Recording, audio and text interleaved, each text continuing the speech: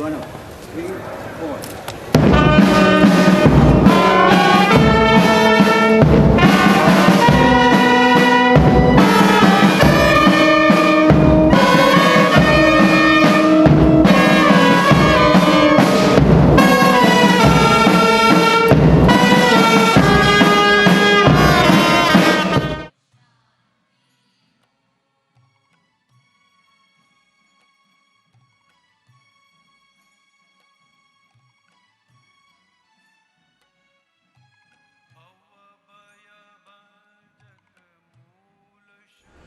इस महान भारत के गौरवपूर्ण गर्वी गुजरात के आदरणीय राज्यपाल Shri OP Kohli, a popular educationist, a great scholar of Indian culture and Vedic literature, and श्रेष्ठ उपासक एवं प्रबुद्ध चिंतक, sir, we all welcome you and हम आपका अभिनंदन करते हैं इस निजानंद निलय में।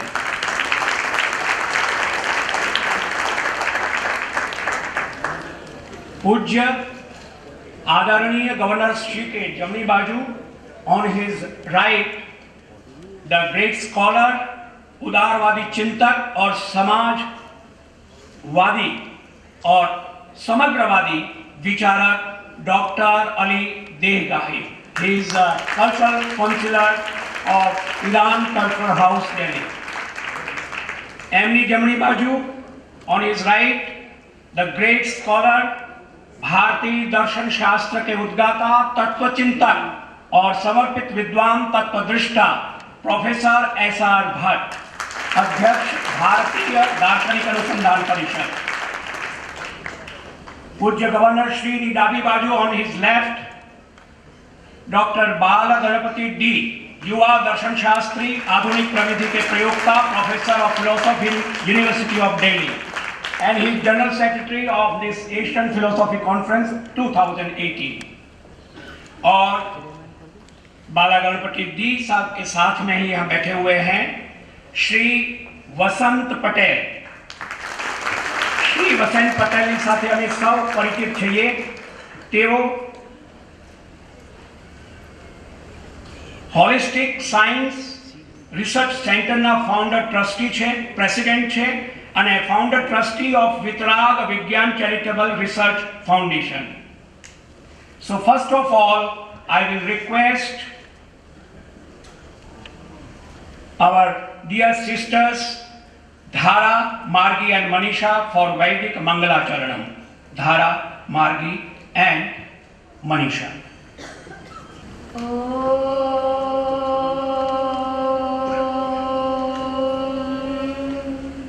सहना भवतु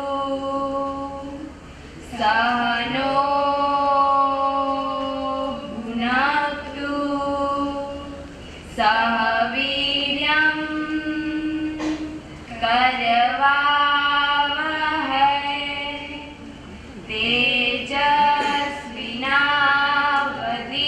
तेजस्विनावधीतमस्तु मा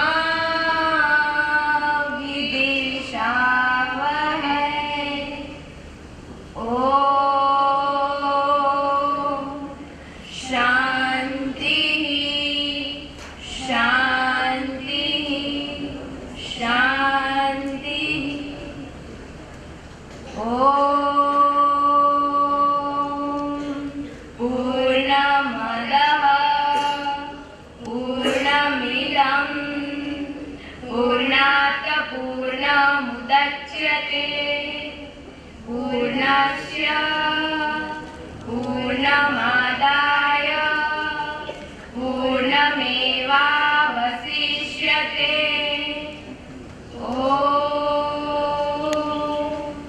शांति शांति शांति।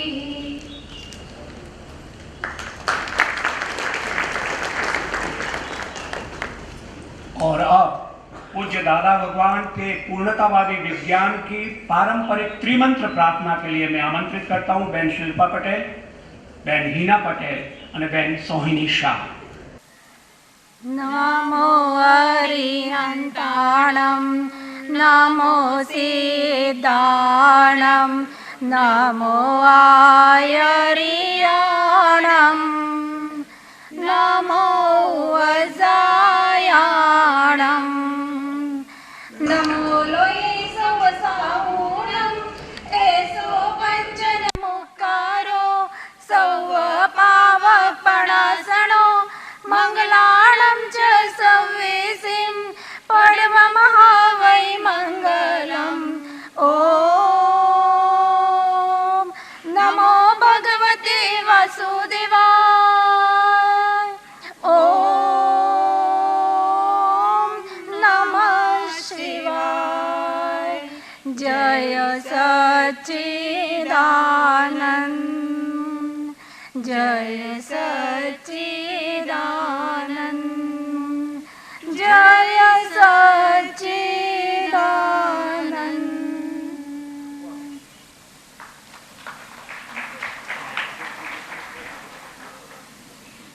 लोका समस्ता सुखिनो भवन्तु। For the betterment of whole humankind, we pray, and that is the message of Dada Bhagwan. I just recite one shloka in the prayer of Goddess Saraswati. Ya kundendu tushar har dhavala ya shubhra vastravrita या वीणा वरदंड मंडितकरा या श्वेत पद्मासना या ब्रह्माच्युत शंकर प्रभृतिभिः देवैः सदा वंदिता सा मां पातु सरस्वती भगवती निःशेषजाड्यापहा सा मां पातु Saraswati Bhagwati निःशेषजाड्यापहा.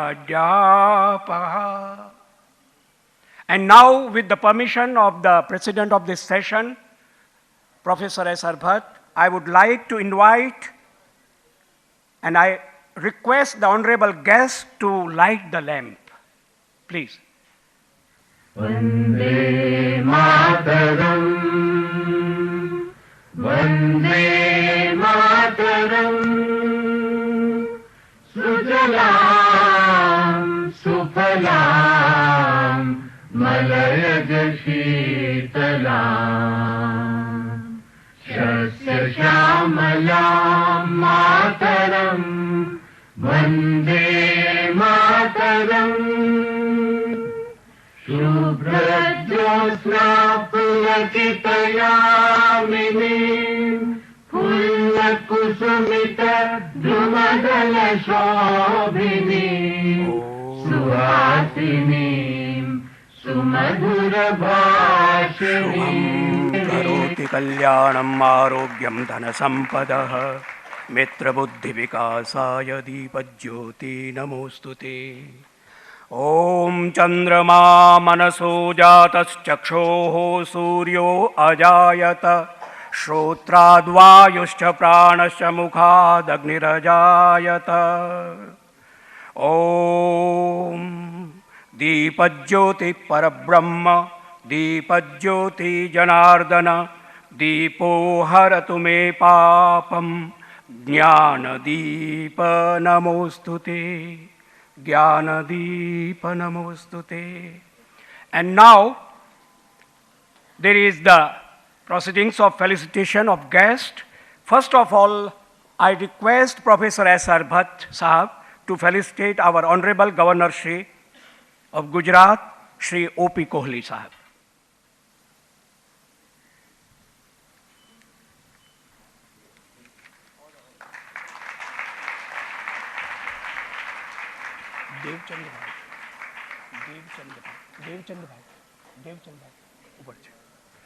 Now, I request Shri Devchand Bhai Patel.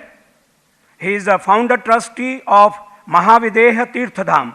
He will felicitate our honorable guest. First of all, Professor S.R. Bhatt. Devchand Bhai. Bhatt Sahab. Yeah, please. Then our cultural counselor, Dr. Ali Devgah. We were just discussing, sir, your name is having Sanskrit phonetic sound. Devgaha, Deham Gahateti Devagaha. Sharir, you are yogi in our Sanskrit literature. It may be some other meaning in the Arabic language. Dr. Ali Devgaha, cultural counselor of Iran Cultural House, New Delhi.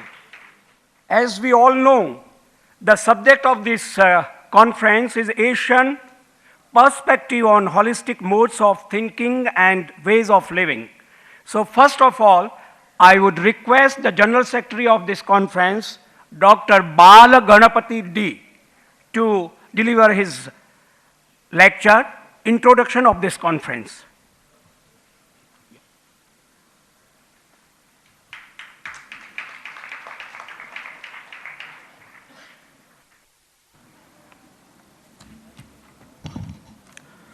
Sabhaya Namaha. Honorable Governor of Gujarat, Shri O.P. Kohli ji, who also in his past belongs to Delhi University. I am blessed to be there teaching in Delhi University, where two of the stalwarts sitting on the dais, Professor S.R. Bhatt and Honorable Governor, belong to the institution.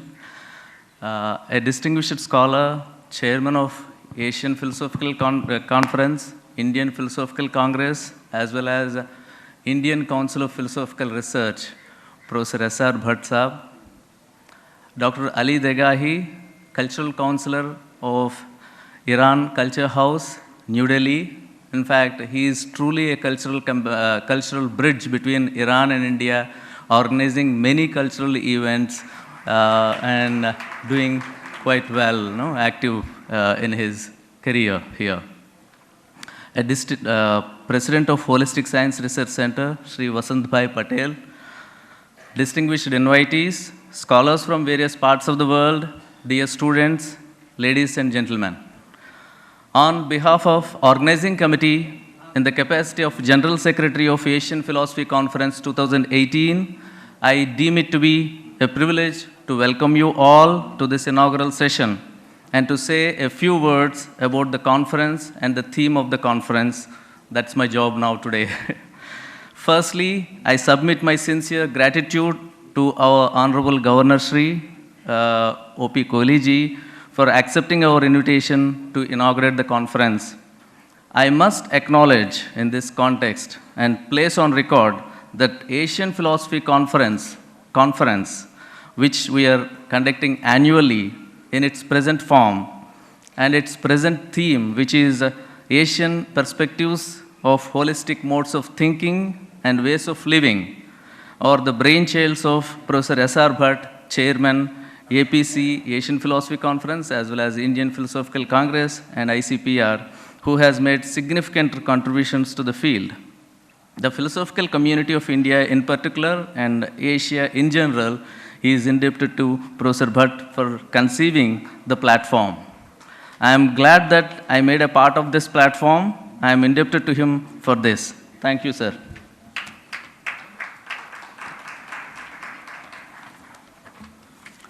Let me say a few words about the theme of the conference to begin with. Human existence essentially comprises of spiritual, rational, and emotional modes which find their expression in ethical, religious, aesthetic, social, and political forms of living. Though these modes of thinking and forms of living seem to be varied and different, every instance of lived experience of individuals' existence brings them all together to form a holistic experience. Though variedness and difference help us in understanding the uniqueness of the particular forms of life, it is the holistic perspective that facilitates deciphering a comprehensive meaning of human existence. Most of the Asian philosophies have reflected on this holistic perspective of human existence, though there may be differences of viewpoints as to what this holistic perspective comprises of, whether it is a mere aggregate or beyond the aggregate of particulars. What kind of relation exists between particulars and between particulars and the whole? These issues have been proposed, contested, modified, and rejected within Asian philosophical paradigm of both classical and modern times in a fruitful way.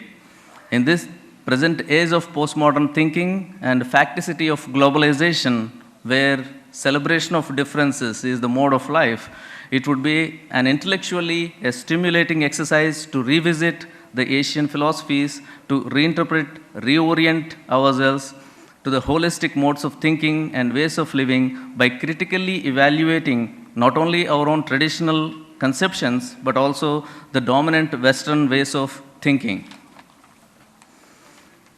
With this intention, with this background in our mind, we have proposed the theme, and our Honorable Chairman has conceived this theme. And now to say a few words about the conference, what was there behind in conceiving this conference. Asian Philosophy Conference is moving in the direction of finding an identity of Asian philosophies by asserting them in all possible international forums. Since there are many national organizations and international federations of philosophy, and as the space between these forums is too far and wide, there is a need for an identity broader than national and narrower than global that can help us in bridging the two. The Asian Philosophy Conference is conceived to work towards promoting such regional as well as transnational identity. Philosophies in Asia have to celebrate their creative contributions in advancing philosophical wisdom to assert their identities. Indian Philosophy Conference would help find our own native identities as philosophers, and it simultaneously helps us to develop a meaningful mosaic of common Asian identity.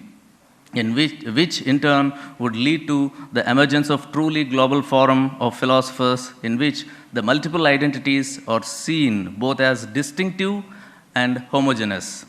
Philosophies of Asia are individually unique. We are all individually unique.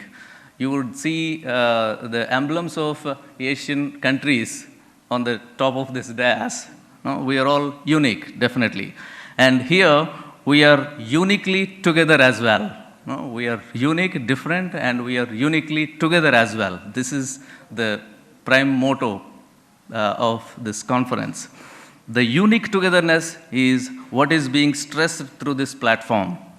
I'm sure the deliberations of the conference would lead us to reorienting ourselves to new modes of thinking and ways of living that would facilitate peaceful coexistence of human beings required for the contemporary times, and also move us forward to relearning to be human, which is the theme of World Conference of Philosophy coming up this year.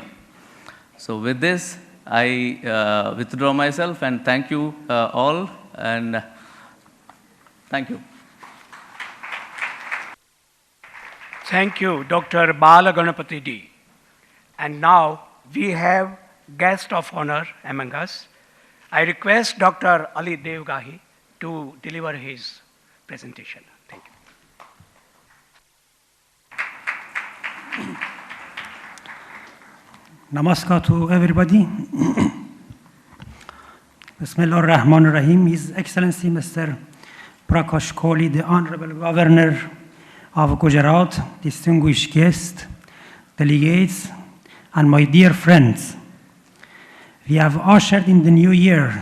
May Almighty shower His blessing on the entire mankind and eliminate the agonies, miseries, and distress of His creation. I convey my best wishes to all of you. Before highlighting my views, I would like to thank Professor Bhatt, the Chairman of Indian Council of Philosophical Research, and also appreciate the initiative of my friend Professor Bala Ganapati of Delhi University for this conference, and also Mr. Patil, the host of the conference. It is a historical fact that India and Iran, the two ancient nations, have been maintaining close relations for millenniums. The intellectual, scholars, and compassionate of two cultures in India and Iran performed as a torchbearer and savior of their common cultural heritage, and made significant efforts to find and remove the dust of strangeness from its beautiful face and help the common society and international community in facing the age of turmoil and identity crisis. Few months back, the Indian Council for Philosophical Research and Iran Culture House, New Delhi, organized a two-day interreligious dialogue on spirituality in Hinduism and Islam in India International Center, which was immense significance and was also felicitated by the valuable message of Honorable Prime Minister of India. Respected dignitaries, we know that the soil of East has been cradle of ancient religions, civilization, center for different philosophical schools of thoughts. Among the world's civilization, religions, and philosophies, Eastern means Hinduism, Islam, Buddhism, Jainism, and etc., belong to the major population of the world. They are living with peaceful coexistence and mutual respect with each other since many centuries in this vast territory. Faith and belief of different religions are always to serve the spirit of world civilization. Mankind was always together for decades with love, peace, and social harmony, which is manifestation of spirituality as well as moral values. Entire humanity has always quenched his thirst by the spiritual message of religions and has planted the seeds of peace and friendship in the hearts of each other. But in 21st century, people are going away from their own originality and identity due to the influence of the machinism. Thus, They have lost the way of reality, perfection, and prosperity. Though they are discovering new horizons day by day with the help of the science, but far away from divine reality and human dignity. And finally, they are trapped in a negation, denial, and takfir of others. From my point of view, the topic of a two-day conference is appropriate, and especially when the world is in the grip of materialistic conception of life, the holistic system of thinking considers the interdependent, interrelational, and conceptual aspect of phenomena and applies an integrated, inclusive mindset to problem solving. Holistic approaches are concerned with knowledge, methods, and implication of various disciplines and treats them as an integrated system. This approach transforms one's being and makes us more patient, understanding, and help us to become more awake in day-to-day life. Asia is the most populous continent with a variety of philosophies and religions. Most of the philosophies have reflected to holistic perspective of human existence. In the present age of modern thinking and globalization, it would be an intellectually and stimulating exercise to revisit the Asian philosophies for reorienting ourselves to the holistic mode of thinking and ways of living, but critically evaluating not only our own traditional conceptions, but also other opinions. This mode of thinking also helped various nations to change the tyrannical and dictatorial regime by a democratic one. In the end, I convey my best wishes to the Asian Philosophy Conference 2018, hosted by Holistic Science Research Center on 3rd and 4th January 2018, which will be followed by 92nd session of Indian Philosophical Congress from 5 to 7 January. I'm pretty confident that organizer will publish the proceedings into the form of souvenir, which I think will be great immense for researchers and different university and centers. Thank you very much. Thank you. Thanks a lot, sir. And now I request our most respected Professor S.R. Bhatt to give his remarks. Professor S.R. Bhatt. Jai Sajjidanand to all. My esteemed friend and colleague, Honorable Governor Shri Professor Dr. Om Prakash Kohli ji,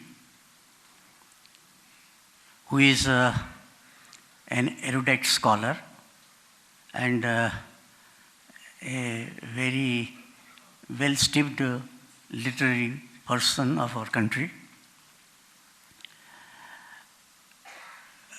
Dr. Ali, my friend, who is director of the Iran Culture Center and a good historian.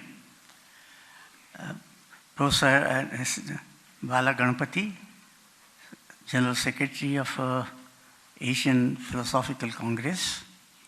Sri Vasant Bhai, who is the founder and the patron of this prestigious organization, which has branches all over the world. And he's partly in America and partly in India, but his whole family is devoted to this organization, and whole family is present here. So we are really grateful to you, sir. And we have many distinguished delegates from India and abroad, and we welcome all of them on behalf of the three organizations which are involved here, namely Asian Philosophical Congress, Indian Philosophical Congress, Indian Council of Philosophical Research, and this Holistic Center. The theme of our deliberation is an eternal message of Indian culture. That is the holistic way of thinking and holistic mode of living. But this has been shared by all countries of Asia. And therefore we can say, well, this is the Asian perspective which is being propounded in this holistic and integral approach to reality. When we say holistic, it means that it is all comprehending, all encompassing. And therefore, we exclude none, we include everyone.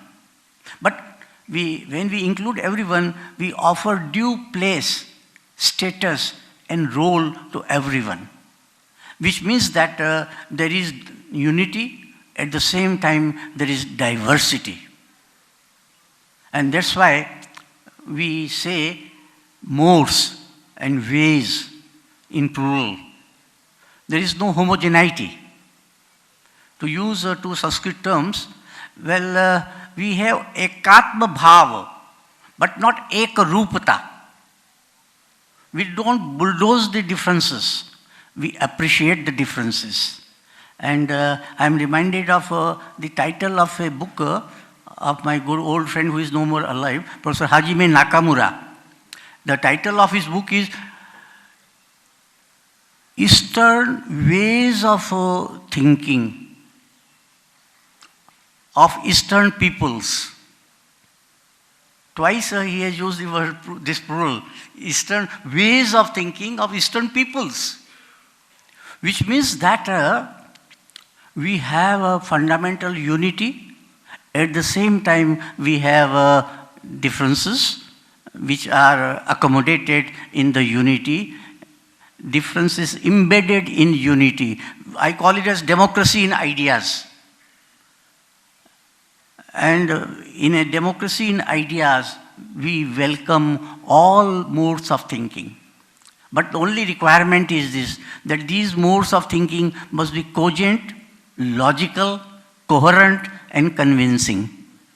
And likewise, we have different ways of living. We may differ in languages, we may differ in our customs, we may differ in our ideas, we may differ in our traditions, and therefore Asia is full of diversity. And this diversity has enriched our mode of thinking and ways of living.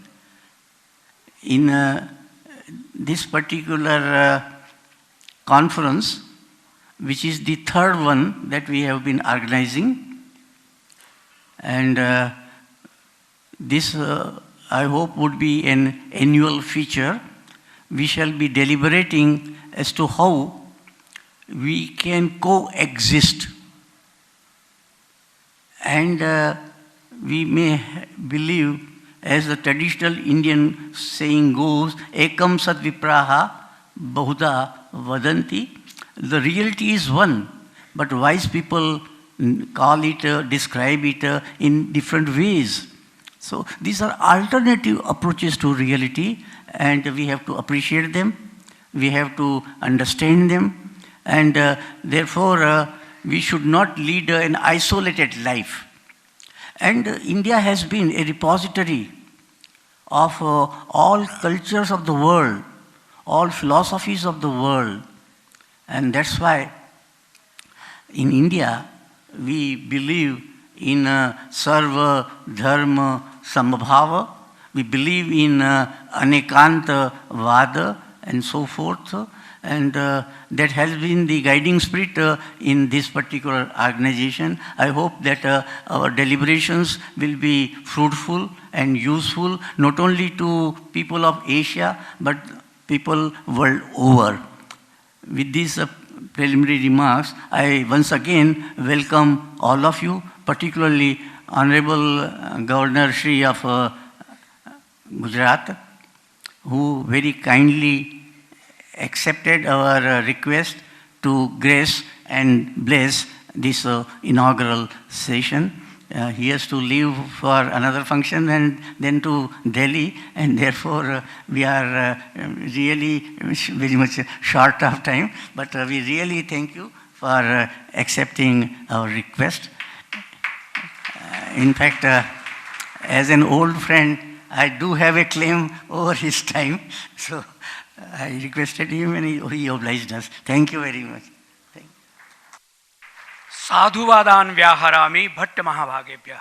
इतः परं परमादरणीयान् गुजरात राज्यस्य राज्यपालवर्यान् अहं प्रार्थयामि यत् ते स्वयं हार्दम् अत्र प्रकटयन्तु, आशीराशिभिः अस्मान् कृतार्थे कुर्वन्तु।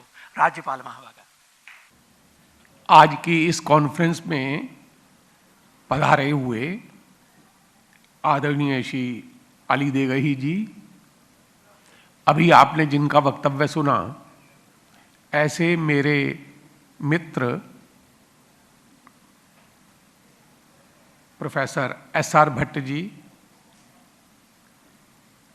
और उनसे पहले आपने जिनका वक्तव्य सुना था, ऐसे प्रोफेसर बाला गणपति जी और होलिस्टिक साइंस रिसर्च सेंटर के अध्यक्ष आदरणीय श्री वसंत भाई पटेल जी, और इस सभागार में उपस्थित आप सब भाइयों बहनों और विशेष रूप से भारत के बाहर के देशों से आए हुए प्रतिनिधि बंधुओं। जब प्रोफेसर एस.आर. भट्ट जी ने मुझे इस कॉन्फ्रेंस के उद्घाटन सत्र में आने के लिए कहा तो मुझे बहुत हिचकिचाहट थी, और हिचकिचाहट का कारण था कि इतने विद्वानों के बीच में, और वो भी दर्शन के विद्वानों के बीच में, मैं क्या बोलूँगा। लेकिन प्रोफेसर एस.आर. भट्ट जी का मुझ पर अधिकार है, वो और मैं दिल्ली विश्वविद्यालय में इकट्ठे पढ़ाते रहे हैं, इसलिए उनके अधिकार को इनकार करना मेरे लिए संभव नहीं था। मैं आपके बीच में उपस्थित हूँ।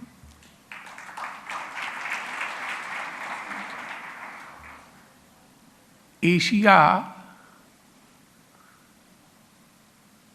अनेक देशों का महाद्वीप है। वे देश अलग अलग हैं, उनकी पहचान भी अलग अलग है, लेकिन क्या कोई जीवन दृष्टि ऐसी है जो एशिया के सब देशों को बांधती है, जोड़ती है?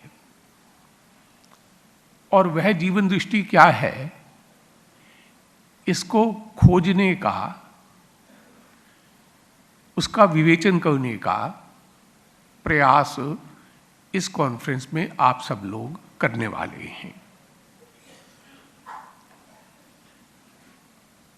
भारत एशिया का वह देश है जिसमें अनेक धर्म उपजे हैं, और एशिया के और देशों में भी वहाँ की संस्कृतियों, वहाँ की जीवन पद्धतियों और वहाँ के दार्शनिक चिंतन उभरे हैं, विकसित हुए हैं। तो भी क्या एशिया एक दृष्टि रखने वाला, एक जीवन दृष्टि रखने वाला महाद्वीप है या नहीं? और यदि एक दृष्टि रखने वाला महाद्वीप है तो वह एक दृष्टि क्या है? हम कहेंगे कि वह एक दृष्टि है जीवन को उसकी समग्रता में देखना। इसको हम इंटीग्रल अप्रोच या एकात्म जीवन दृष्टि कह सकते हैं। ये ऑल इंक्लूसिव है, कुछ भी इसके बाहर नहीं है। और अगर ये ऑल इंक्लूसिव है, कुछ भी इसके बाहर नहीं है, तो सब एक दूसरे पर निर्भर हैं, उनमें कोई कॉन्फ्लिक्ट, उनमें कोई संघर्ष नहीं, वे परस्पर पूरक हैं। ये परस्पर पूरकता,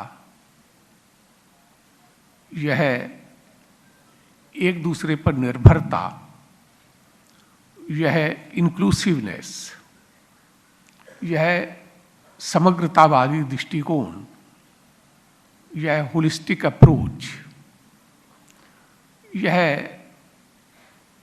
भारत की संस्कृति और भारत के दर्शन की दृष्टि रही है। और यही चीज एशिया के दूसरे देशों के साथ भारत को बांधती है। हम लोग कहते हैं कि ये वसुधा एक कुटुंब है, ये पृथ्वी, ये संसार एक कुटुंब है। कुटुंब के लोग पारिवारिक स्नेह में बंधे रहते हैं और अलग अलग होते हुए भी परिवार के सब सदस्य आत्मीयता के धागे में बंधकर एक इकाई बनते हैं।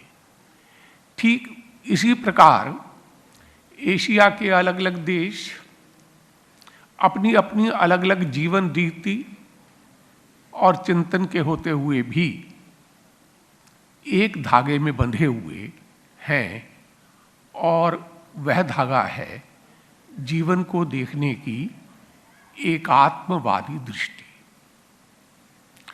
हमारे यहाँ कहा गया है कि अच्छे विचार चारों दिशाओं से आएं।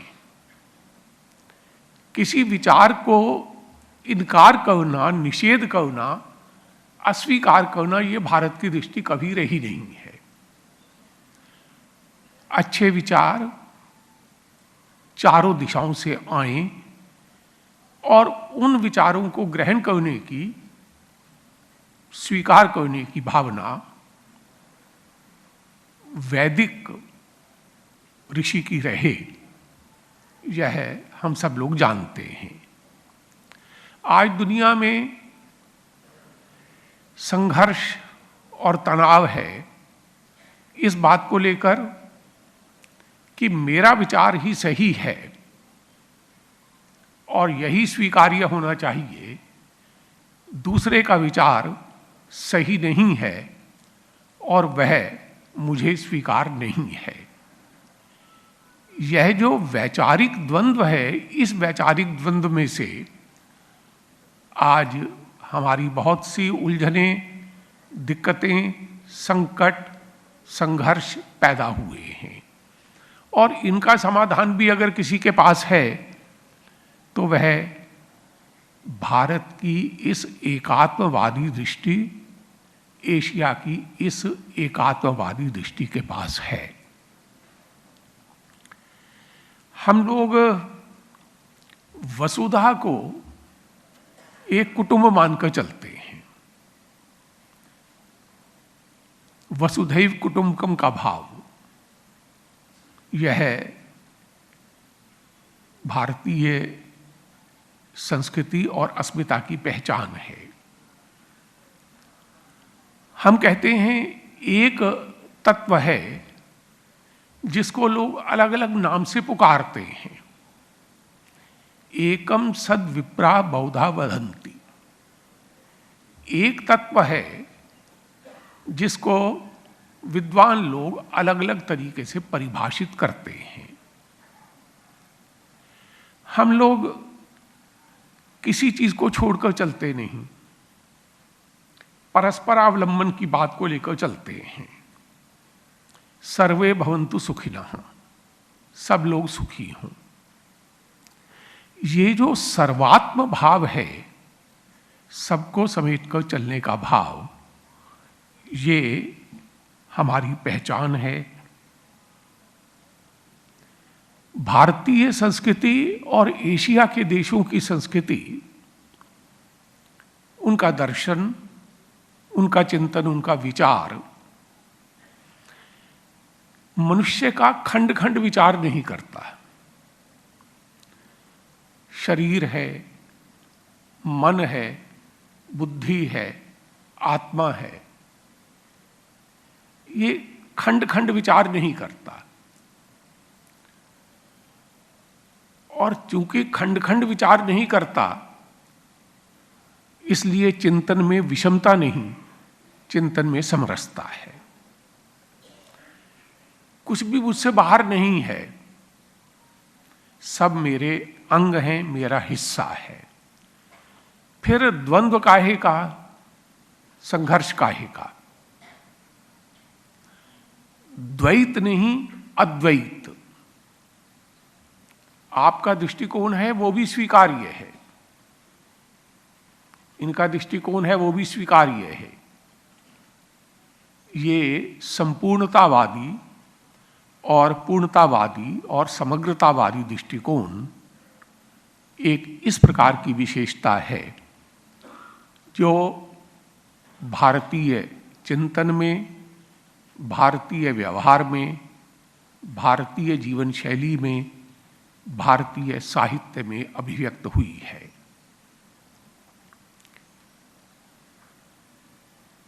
हिंदी के एक कवि हुए हैं जयशंकर प्रसाद, उनकी एक रचना है कामायनी। कामायनी का नायक है मनु। अंत में मनु को एक रियलाइजेशन होता है और उस रियलाइजेशन को कवि ने कामायनी में कहा है और उसके साथ ही कामायनी महाकाव्य समाप्त होता है। मनु को ये रियलाइजेशन होता है, समरस थे जड़ या चेतन, सुंदर साकार बना था।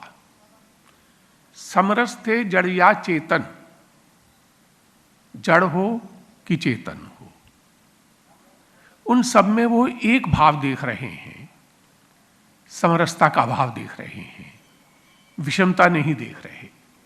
इसलिए वो कहते हैं समरस थे जड़ या चेतन, सुंदर साकार बना था। चेतनता एक विलसती, देखने में सब पृथक पृथक हैं, देखने में सब अलग अलग हैं, रूप अलग, रंग अलग, आकृतियां अलग, सब अलग अलग दिखते हैं, पर चेतनता एक विलसती, उन सब में एक ही चेतना विलास करती है। समरस थे जड़ या चेतन, सुंदर साकार बना था। चेतनता एक विलसती, आनंद अखंड घना था। ये जो सब मेरे अवयव हैं, सब मेरे अंग हैं, इसके कारण व्यक्ति व्यक्ति के बीच में जो दूरी और तनाव पैदा होते हैं, उन दूरियों और तनावों को खत्म करके एक शांति, एक सद्भाव पैदा करने की गारंटी भी भारत का चिंतन और भारत का जीवन दर्शन देता है। आज दुनिया के सामने एक सवाल है, और वो सवाल है कि हार्मनी या समरसता इस विश्व में कैसे स्थापित हो, व्यक्ति व्यक्ति के बीच में, जाति जाति के बीच में, देश देश के बीच में। आज तो ऐसा हो गया है कि हम टकरा रहे हैं, मनुष्य पर्यावरण से टकरा रहा है और मनुष्य चाहता है कि वह पर्यावरण को चूस ले, पर्यावरण का शोषण कर ले, पर्यावरण को निचोड़ ले। इसके कारण से अनेक पर्यावरण संबंधी समस्याएं पैदा हो रही हैं। ये पर्यावरण का और मनुष्य का टकराव ये पैदा होता है जब मनुष्य अपने को पर्यावरण से, परिवेश से अलग करके समझता है और वो समझता है कि मेरा अधिकार है कि मैं इस पर्यावरण को निचोड़कर अपने सुख के लिए इस्तेमाल करूं। भारतीय दृष्टिकोण क्या है? भारतीय दृष्टिकोण में 3 ऋणों की कल्पना की गई है। एक देव ऋण है, एक पितृ ऋण है और एक ऋषि ऋण है। इसमें जो देव ऋण है वो है देवता यानी प्रकृति के देवता यानी पर्यावरण। पर्यावरण देवता है, सूर्य हो, चंद्र हो, वृक्ष हो, पर्वत हो, नदियां हो, ये सब देवता हैं। और ये देवता हैं, ये हमें कितना देते हैं, कितना देते हैं। क्या हम पर्यावरण के बिना अपने जीवन की कल्पना कर सकते हैं? या पर्यावरण हमको इतना देता है तो इस ऋण को हम कैसे चुकता कर सकते हैं? इस ऋण को चुकता करने के लिए एक ही उपाय है, वो ये कि हम पर्यावरण का जितना इस्तेमाल करें उतनी क्षतिपूर्ति भी करें। पेड़ काटें तो पेड़ लगाएं। इसको बोलते हैं परमार्थ भाव। ये परमार्थ की कल्पना यह भारतीय संस्कृति और भारतीय जीवन दर्शन की कल्पना है।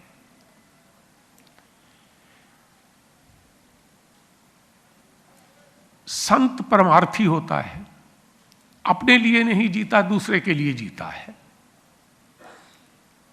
ये परमार्थ भाव पर्यावरण के प्रति हमको संवेदनशील बनाता है। और आज के ज़माने में जब पर्यावरण संबंधी गंभीर चुनौतियां मानव के सामने उपस्थित हैं तो उनके समाधान का आश्वासन भी हमको भारत की जीवन दृष्टि और एशिया की जीवन दृष्टि देती है। एक दोहा है कबीर का, बहुत अच्छा दोहा है, मैं उसका उल्लेख आपके सामने करता हूं। उस दोहे में कबीर कहते हैं, तरुवर सरवर संत जन चौथे बरसे मेह, परमारथ के कारणे चारों धारे देह। 4 चीजें हैं। तरुवर, तरुवर का अर्थ है वृक्ष। वृक्ष अपने फल स्वयं तो नहीं खाता, अपनी छाया अपने ऊपर तो नहीं ओढ़ता। हम वृक्ष की लकड़ी का इस्तेमाल करते हैं, वृक्ष की टहनियों का, पत्तियों का, फल का इस्तेमाल करते हैं। यानी वृक्ष दूसरे के लिए जीता है क्योंकि वो अपने और दूसरे को मिलाकर एक समग्र दृष्टि रखता है। सरवर, सरवर का मतलब है सरोवर। सरोवर का मतलब है जलाशय, नदी हो, तालाब हो, झरना हो। ये अपना जल स्वयं तो पीते नहीं हैं, ये अपना जल दूसरे को देते हैं क्योंकि वे अपने और दूसरे में भेद नहीं समझते, अभेद मानते हैं। तो तरुवर अपने लिए नहीं, सरोवर भी अपने लिए नहीं। तरवर सरवर संत जन, और तीसरा है संत जन, संत लोग।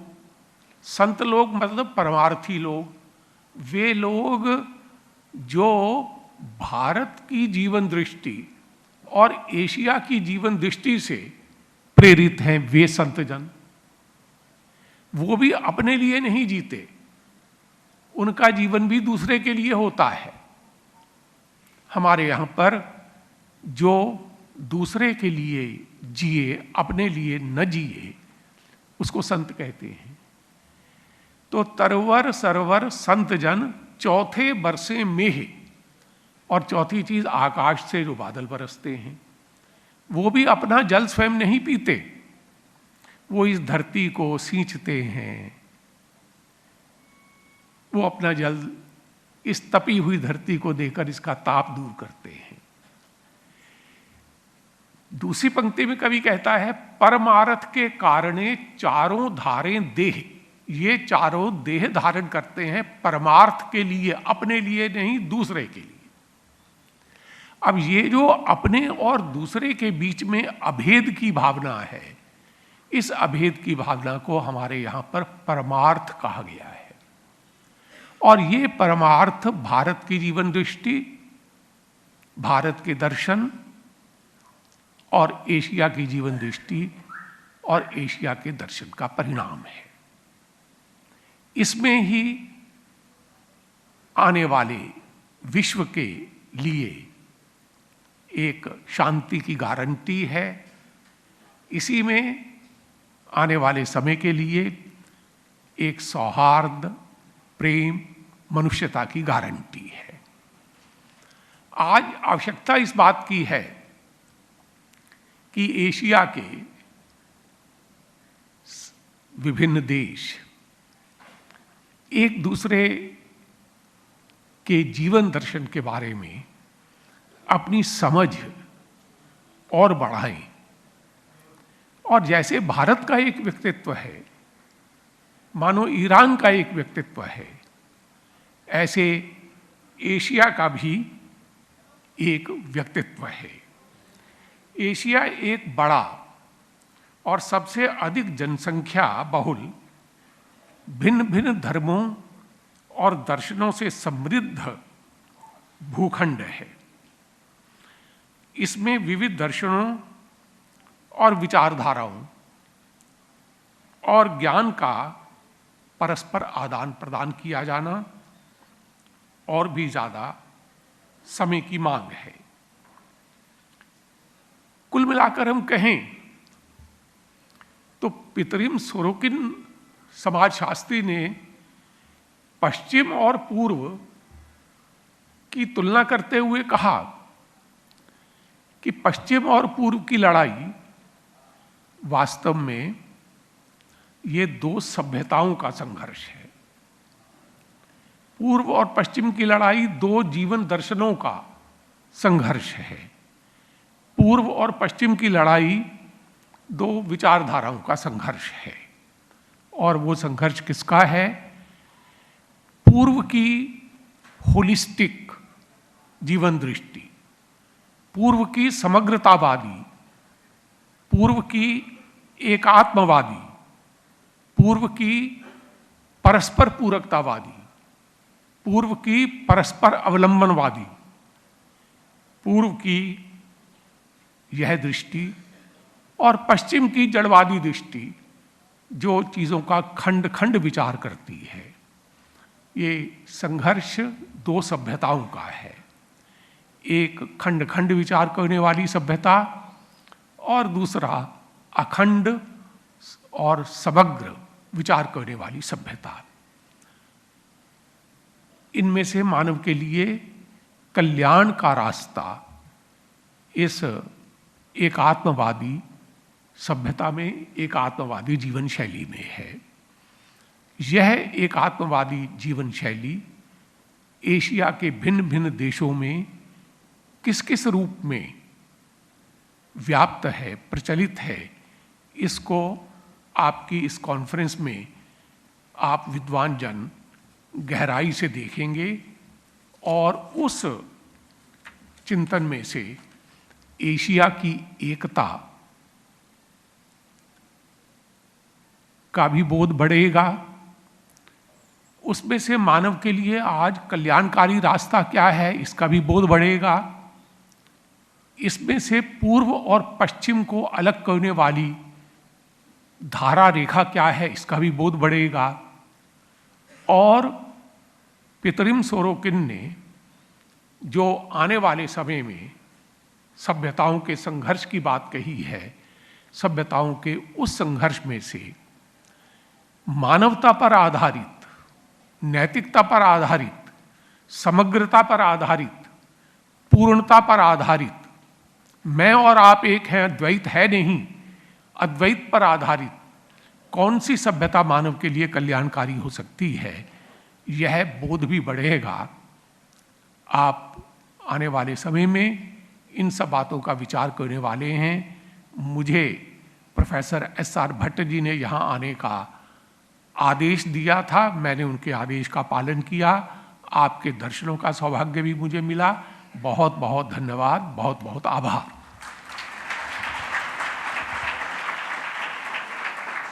हार्दिका साधुवादाः आदरणीयाय राज्यपाल महाभागाय। I request you all to rise up in the respect of our national anthem. राष्ट्रगानस्य कृते वयं सर्वे उत्थिताः भवेम।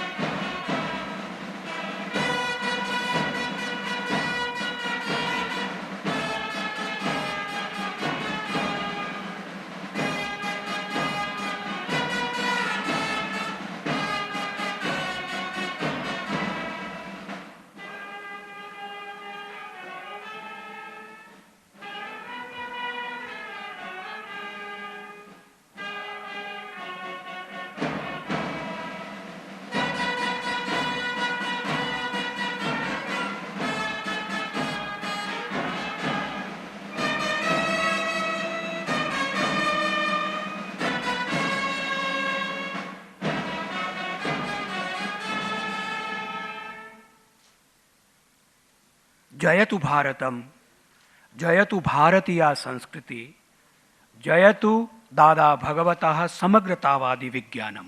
धन्यवाद। अंत में एक क्षण के लिए आत्मा, परमात्मा और अनात्मा विषयक डॉक्टर प्रोफेसर SR भट्ट साहब द्वारा लिखित पुस्तक का लोकार्पण आदरणीय राज्यपाल श्री के चरणों करकमलों द्वारा। धन्यवाद।